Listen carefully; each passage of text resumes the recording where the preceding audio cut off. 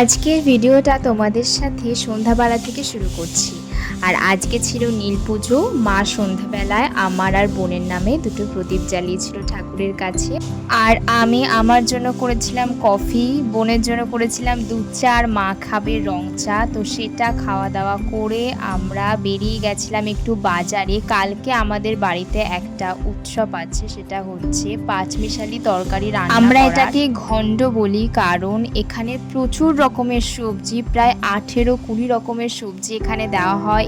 অনেক সময় তার থেকেও বেশি হয়ে যায়। আর কালকে বছরের শেষ দিন, আর শেষ দিনে আমাদের এই সবজিটা রান্না করার নিয়ম আছে বাড়িতে।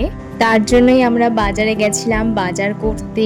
আর এরপর বাড়ি আসার সময় গেছিলাম আইসক্রিম কিনতে। বাইরে তো খুবই গরম পড়ছে, এখন আইসক্রিম খাওয়া ছাড়া বাইরে বেরিয়ে অন্য কিছু খাওয়ার মতো নেই। আর বাড়ি এসে মা কিছু সবজি কেটে রাখছে। রাতের বেলায় আমার বোন আর গুবলু মিলে বল খেলছিল, তো ওদের সাথে আমিও ছিলাম। আজকের ভিডিওটা তাহলে এখানেই শেষ করছি। আবারও দেখা হচ্ছে তোমাদের সাথে পরের কোনো ভিডিও।